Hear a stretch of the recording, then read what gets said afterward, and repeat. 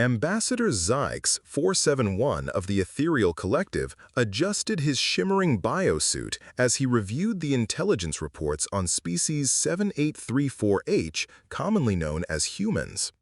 His three iridescent eyes scanned the holographic data with growing disdain, each detail confirming his preconceptions. "Absolutely pathetic," he muttered in his native tongue, his voice a melodic whistle that the universal translator converted to standard galactic. "Look at these biological readings, Quinn. Their muscle density barely reaches 60% of galactic standard. Their bone structure appears laughably fragile, primitive calcium deposits instead of proper crystalline matrices. And their cardiovascular system." He paused dramatically, his gossamer fingers dancing over the data streams. "It's genuinely miraculous they can even stand upright without mechanical assistance." Quinn 292, his eager young aide, nodded enthusiastically while manipulating his own datapad. "Indeed, Ambassador, their homeworld readings indicate they somehow evolved under astonishingly primitive conditions. No environmental controls, chaotic weather patterns, and that crushing gravity well. No wonder they're so tragically underdeveloped." The Ethereal Collective had been methodically expanding across the galaxy for over 3 millennia, effortlessly subjugating dozens of lesser species through superior technology and elegant diplomacy. Their homeworld, Aethros, with its perfect 0.3 g gravity and precisely controlled crystalline atmosphere, had produced beings of extraordinary grace and efficiency. They stood nearly 7 feet tall, moved like living poetry, possessed hollow bones lighter than titanium, and skin so thin it was nearly translucent, shimmering with an inner light like captured moonbeams. "Schedule the formal meeting immediately," Zyx commanded with casual authority. "We'll present them with our standard protectorate agreement, generous terms considering their obvious biological limitations. Given their glaring weakness and technological primitiveness, they should be genuinely grateful for our benevolent protection." Meanwhile, in the heavily fortified command center buried deep beneath Earth's surface, Captain Sarah Chen of the United Earth Defense Force meticulously prepared for humanity's first official diplomatic contact with an alien civilization. The Ethereals had transmitted their terms, or rather their supposedly generous offer, well ahead of their scheduled arrival. "Protection from exactly what threats?" she muttered skeptically, her dark eyes scanning the translated document displayed on her tactical screen. "And why do I get this persistent feeling they think we're complete pushovers?" Major Hassan al-Rashid, her trusted second-in-command, glanced up from his own intelligence briefing materials with a knowing smirk. "Ma'am, their detailed bioscans strongly suggest they evolved on an extremely low-gravity world. Just look at these comprehensive skeletal analyses. They're literally built like exotic birds. Elegant and graceful, certainly. But ultimately," Sarah finished with growing understanding, "very interesting indeed. Make absolutely sure our gravity generators are functioning at full Earth normal parameters for the main meeting chamber. We want our distinguished guests to feel properly." The massive diplomatic station orbiting Earth buzzed with unprecedented activity as the ethereal ship approached, a vessel that resembled an enormous soap bubble more than traditional spacecraft, all flowing curves and translucent surfaces that caught and refracted starlight like a living prism. The alien architecture seemed to defy conventional physics, appearing more grown than built. Ambassador Zyx stepped gracefully out of his shuttle, his movements flowing like liquid mercury in the station's carefully maintained artificial gravity. He was indeed breathtakingly beautiful, standing 7 feet tall with limbs like polished silver, gossamer skin that shimmered with bioluminescent patterns, and 3 large eyes that captured and held light like precious gems. Behind him, his entourage of 6 carefully selected advisors moved with similar otherworldly grace, their forms seeming to barely touch the deck plating. "Greetings, Ambassador," Sarah said formally, extending her hand in humanity's traditional gesture of peaceful contact. "Welcome to our domain. We are honored by your presence." Zykes regarded the offered hand with what might have been mild amusement, his head tilting at an angle that seemed almost serpentine. "How quaint and primitive. Your species' contact rituals are almost endearingly childlike." Sarah maintained her diplomatic smile, though her grip unconsciously tightened with barely controlled irritation. "We appreciate your patience with our customs, Ambassador. Shall we proceed directly to the main conference chamber?" As they walked through the station's utilitarian corridors, Zykes couldn't help but notice something increasingly disturbing. The humans moved with a certain undeniable density to their steps, each footfall carrying an authority that seemed to resonate through the deck plating. Their muscles, while appearing smaller and less refined than many galactic species, seemed to coil with barely contained potential energy. Most unsettling of all, there was something in their eyes. A hardness, a core of tempered steel that didn't match their supposedly weak physiological profiles. "Your artificial gravity here," Quinn whispered urgently to his ambassador, his melodic voice carrying undertones of growing concern. "It feels unusually heavy, oppressive even." "Nonsense," Zykes replied dismissively, though even as he spoke, he felt a strange, increasing pressure building in his chest cavity, as if the very air around them had acquired weight and substance. "These are merely standard galactic environmental parameters. Perhaps your biosuit requires recalibration."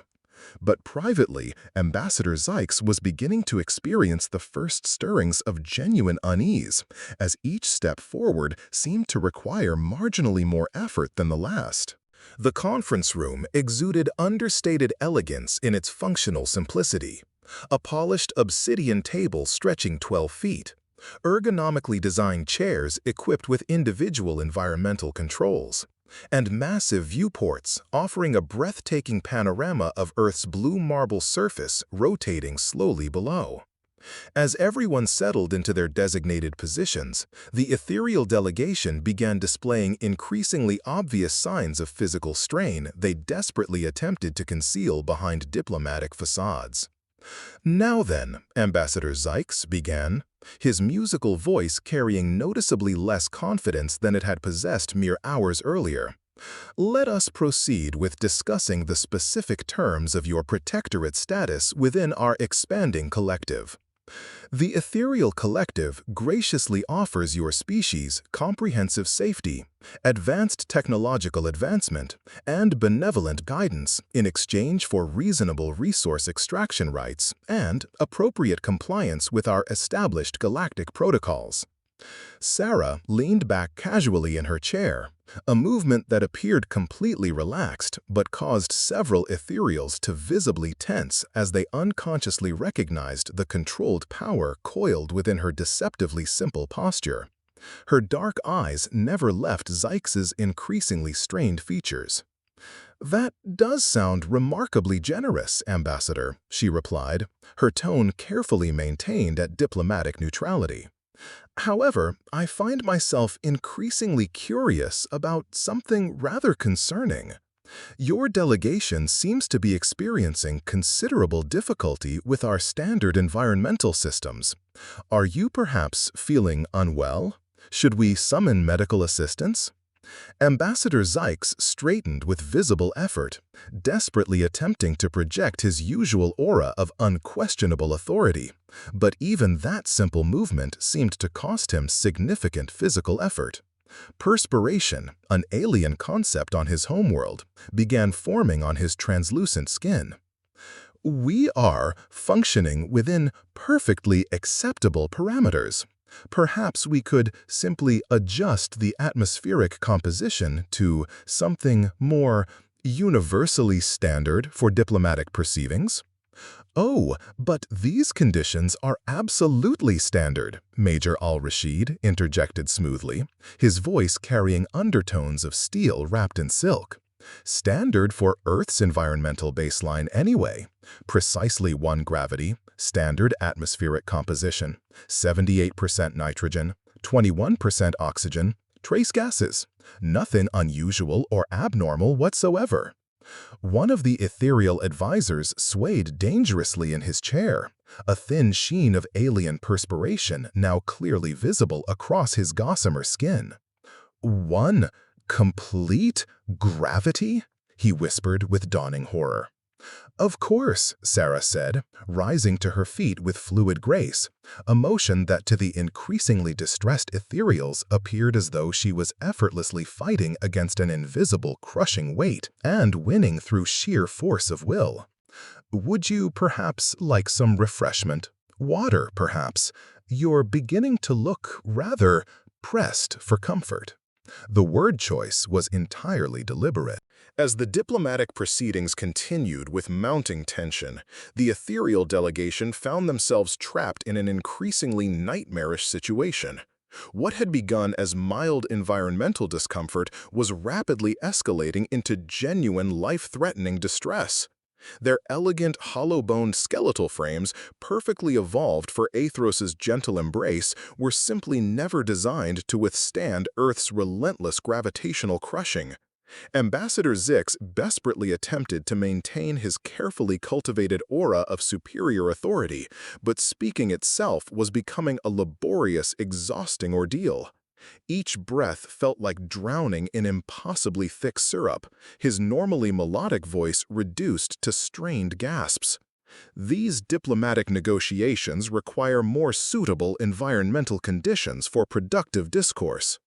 I completely understand your concerns, Sarah replied with false sympathy that barely concealed her growing tactical advantage. Her voice remained steady and controlled while she observed the alien's deteriorating condition with clinical interest. It must be extraordinarily difficult for beings of your refined constitution. Tell me, Ambassador, what exactly is the standard gravitational measurement on your beautiful homeworld? 0.3, Zix gasped desperately, his 3 luminescent eyes now displaying unmistakable signs of genuine panic as his respiratory system struggled against the crushing atmospheric pressure. 0.3, Sarah repeated thoughtfully, allowing the devastating implications to sink in completely. So, at this very moment, you're experiencing approximately 3 times your normal planetary gravity. That must feel quite overwhelming. She began walking casually around the conference table, a seemingly innocent stroll that to the increasingly desperate aliens appeared as though she was moving through invisible molasses with absolutely supernatural ease. Each human present seemed to exist in perfect, effortless harmony with gravitational forces that were systematically crushing their would-be alien conquerors. You see, Ambassador, Sarah continued conversationally, her tone remaining maddeningly pleasant, we've been conducting extensive research regarding your supposedly generous offer. Protection from whom exactly? What forces in this galaxy could possibly threaten a technologically advanced species such as yours? Quinn 292 attempted valiantly to stand and immediately collapsed back into his chair with a wet, defeated sound, his breathing becoming increasingly shallow and rapid. The other ethereal advisors weren't faring any better. Their gossamer forms had begun trembling uncontrollably under Earth's relentless gravitational assault. The fascinating thing is, Major Al-Rashid added with deadly calm, we've conducted thorough intelligence analysis on your collective's expansion patterns. 17 conquered systems in our local galactic cluster.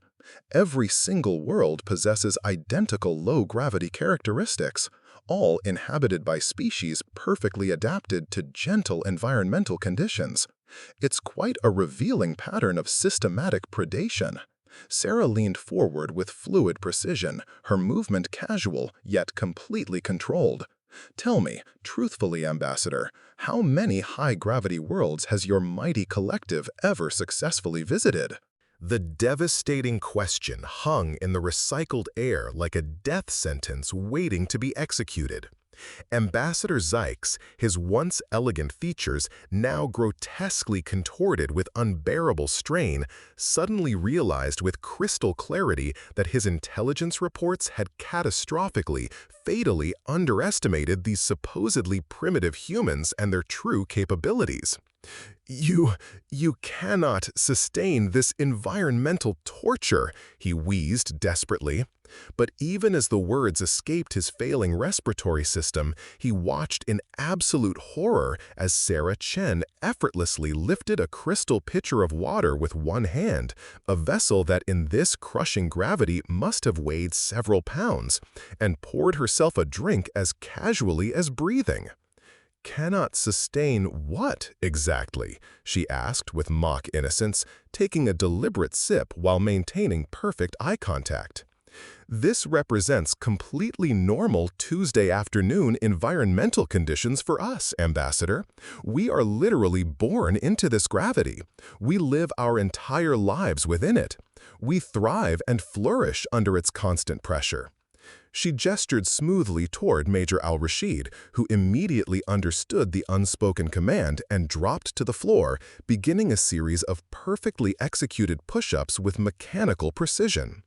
The ethereals watched in mounting horror as he performed the resistance exercise against the very gravitational force that was systematically crushing them to death. Every single human child plays recreational games in gravitational conditions that would immediately hospitalize your finest warriors, Sarah continued with chilling matter-of-factness. Every step we take from birth to death represents intensive resistance training. Every movement we make throughout our daily existence is performed against a fundamental force that your people can barely survive for minutes.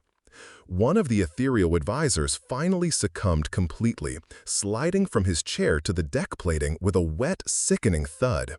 Though still conscious, he remained utterly unable to rise, his colleagues watching with growing existential terror as they witnessed their own inevitable fate. "You want to understand why your comprehensive intelligence reports classified us as weak?" Sarah asked, now standing directly over the ambassador with predatory grace. "Because you measured our capabilities by your own pathetic standards. Our bone density appears inadequate to you because your bones are completely hollow. Our muscle mass seems insufficient because your muscles were designed for zero environmental resistance." She crouched down fluidly, a smooth motion that brought her face level with Zykes, and the ambassador could see something in her dark human eyes that made his alien blood freeze solid. It wasn't cruelty or sadistic anger. It was the calm, patient, utterly implacable strength of an apex predator that had never known weakness, never experienced defeat. "Every world you've conquered fell because they were exactly like you, delicate, pampered, adapted to easy conditions. But we're not from an easy world, Ambassador. We're from a world that actively tries to kill us every moment of every day."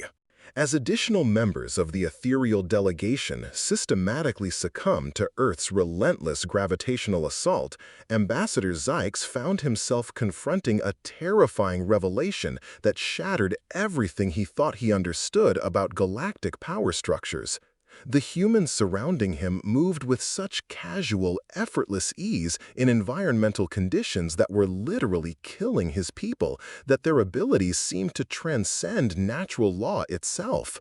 "Please," he gasped desperately, his carefully maintained diplomatic pride finally cracking completely under the literal crushing weight of the situation. His voice, once melodically commanding, had been reduced to barely audible whispers. We require lower gravitational parameters, or we will die," Sarah finished helpfully, her tone carrying the same casual interest one might show while discussing weather patterns. Yes, quite probably within the next hour. Though I find myself genuinely curious about your species' actual survival limits under these conditions, for scientific research purposes, you understand? She made a subtle gesture toward the environmental controls, and suddenly the conference room's gravitational field began decreasing incrementally. The immediate relief washing over the ethereal's tortured features was profound and unmistakable, as they found themselves able to breathe freely for the first time since entering human space. "Much better?" Sarah inquired with false solicitude, watching their recovery with calculating eyes. "Yes, thank you," Zykes whispered gratefully, struggling desperately to comprehend how these supposedly primitive humans possessed such casual, absolute control over fundamental physical forces that his own advanced civilization could barely manipulate. "Excellent," Sarah said, settling back comfortably into her chair with predatory satisfaction. "Now then, shall we renegotiate those terms you mentioned earlier? I believe you'll discover our negotiating position has shifted somewhat during our discussion." Major Al-Rashid activated a holographic stellar display showing their local galactic cluster in three-dimensional detail. "You see, Ambassador, we've been conducting our own expansion planning recently. 17 star systems currently under ethereal administrative control, all sharing remarkably similar low-gravity environmental characteristics, all populated by species perfectly adapted to gentle, non-threatening conditions, all completely defenseless against any force adapted to high-gravity planetary environments. The implications struck Zykes with the force of a physical blow to his already weakened system. His people had systematically built their galactic empire by methodically preying on the weak and vulnerable, but they had never encountered a species that had been forged by constant, daily struggle against the most fundamental forces of nature itself. What do you want from us?" he asked, his once musical voice now carrying unmistakable undertones of genuine existential fear. Sarah smiled with predatory satisfaction, and the expression wasn't entirely pleasant or reassuring. "Oh, we're exceptionally reasonable people, Ambassador. We simply want exactly what you initially offered us, a comprehensive protectorate agreement. The only significant difference lies in the direction of protection and who serves whom. You see," she continued, "the galaxy is full of dangerous forces. Gravity wells, radiation fields, hostile environments that require real strength to survive. Your people, elegant as they are, seem rather vulnerable to such hazards." "Oh, we're exceptionally reasonable people, Ambassador. We simply want exactly what you initially offered us, a comprehensive protectorate agreement. The only significant difference lies in the direction of protection and who serves whom. You see," she continued, "the galaxy is full of dangerous forces, gravity wells, radiation fields, hostile environments that require real strength to survive. Your people, elegant as they are, seem rather vulnerable to such hazards." 6 months later, the Ethereal Collective had officially become the first member species of the Human Protectorate. The transition had been remarkably smooth, though that might have been because the alternative was extinction. Ambassador Zeeks, now bearing the title of Protected Dignitary, stood in the observation deck of humanity's newest space station, built in orbit around Aethros. Through the transparent aluminum viewports, he could see human ships, vessels built like fortresses, designed to withstand crushing accelerations and hostile environments that would destroy ethereal technology. "The integration is proceeding well," Sarah Chen said, joining him at the viewport. She now wore the insignia of High Protector, a rank that hadn't existed before humanity's rapid expansion across former ethereal space. "Your people have been generous in their conquest," Zeeks admitted reluctantly. "We expected destruction." "Why would we destroy you?" Sarah asked, genuinely puzzled. "You're valuable. Your technology, your knowledge, your perspectives, they're all useful. We just needed to correct a fundamental misunderstanding about who protects whom." Through the viewport, they watched as human construction crews worked alongside ethereal engineers, building new habitats designed for multiple gravity conditions. The sight would have been impossible to imagine just months before. Besides, Sarah continued, strength isn't about domination, it's about responsibility. We're strong enough to protect those who can't protect themselves. That includes you now. Zeeks felt a complex mixture of emotions. His people had spent millennia as conquerors, and in a matter of hours had become the conquered.